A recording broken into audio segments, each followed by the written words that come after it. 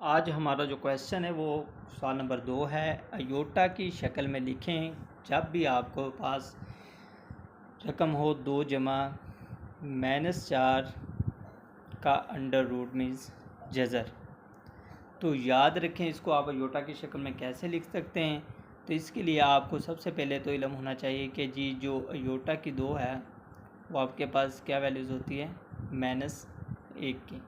अगर हम दोनों तरफ अगर स्क्वायर रूट ले लें तो जज़र के साथ मुरब्बा क्या हो जाएगा, कैंसिल हो जाएगा, तो अयोटा रह जाएगा और साथ ही इधर आपके पास -1 का जज़र आ जाएगा।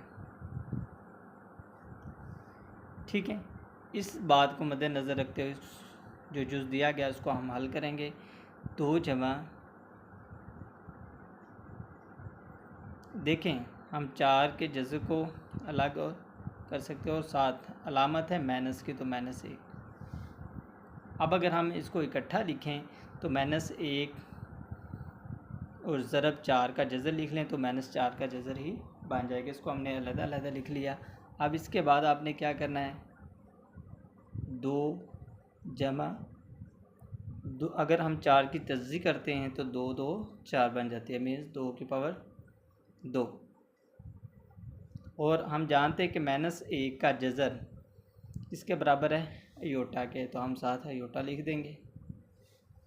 अब जज़र के साथ क्या होता है, मुरब्बा कैंसिल हो जाता है तो क्या बच जाएगा, तो अयोटा। इस तरीके से हम इसको सिंपलीफाई कर सकते हैं। अयोटा की शक्ल में हमने लिखना है। सवाल नंबर 2 है, उसका पार्ट नंबर 2 कि 3 -7 का जज़र है। ठीक है, तो इसका मतलब है कि इसको हम अगर अलग लिखना चाहते हैं, जो माइनस वाला है पार्ट, तो हम लिख सकते हैं कि -1 ज़रब जमा के 7 ज़रब 1 लिखे तो -1 के साथ ज़रब दे -7 ही बनता है। अब हमने क्या करना है, इनको हम अलग लिख सकते हैं। 7 को भी अलग लिख लिया और -1 के जज़र को भी अलग लिख लिया। अब हम जानते हैं क्योंकि अयोटा की शक्ल में लाना है तो हम क्या जानते हैं कि जी अयोटा की जो पावर है तो वो किसके बराबर है, -1 के। अगर हम दोनों तरफ स्क्वायर रूट ले लें, ठीक है जी,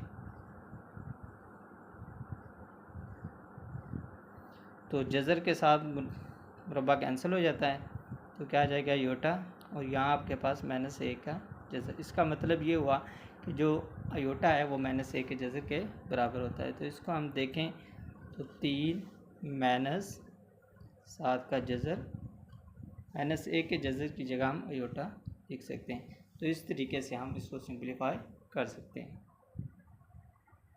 जुज़ नंबर 3 की बात करें तो जुज़ नंबर 3 में हमारे पास जो रकम है वो 2/5 जमा -16 का जज़र बटा है 5। इसको हम कैसे सिंपलीफाई कर सकते हैं, तो इसके लिए तरीकाकार यही होता है कि इसको हमने अयोटा की शक्ल में लिखना है। 2/5 वैसे का वैसे लिख देंगे, जमा है।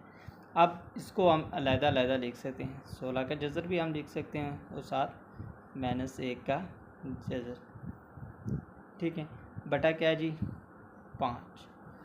अब इसके बाद 2/5 जमा है। अब अगर 16 की तज़्ज़ी करें तो वो 4 4 क्या बनता है 16, 4 की पावर 2 का जज़र बटा क्या है जी 5 और -1 का जज़र। हम क्या जानते हैं जी कि जो -1 का जज़र ये आपके पास अयोटा के बराबर होता है। -1 का जज़र ये मैंने पिछले जुज़ों में आपको बताया भी है कि ये अयोटा किसके बराबर होता है। तो 2/5 जमा जज़र के साथ मुरब्बा क्या हो जाएगा, कैंसिल, 4/5 और -1 का जज़र किसके बराबर है, अयोटा के। तो इस तरीके से आप इस पार्ट को सॉल्व कर सकते हैं। ये इंतहाई इम्पोर्टेंट भी हैं क्योंकि ये अयोटा की शक्ल में आपने लिखने होते हैं।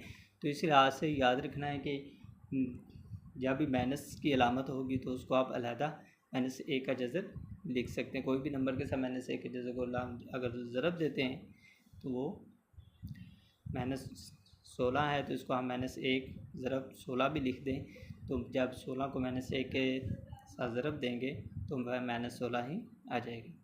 ठीक है, तो इस तरीके से हम सिंप्लीफाई कर सकते हैं।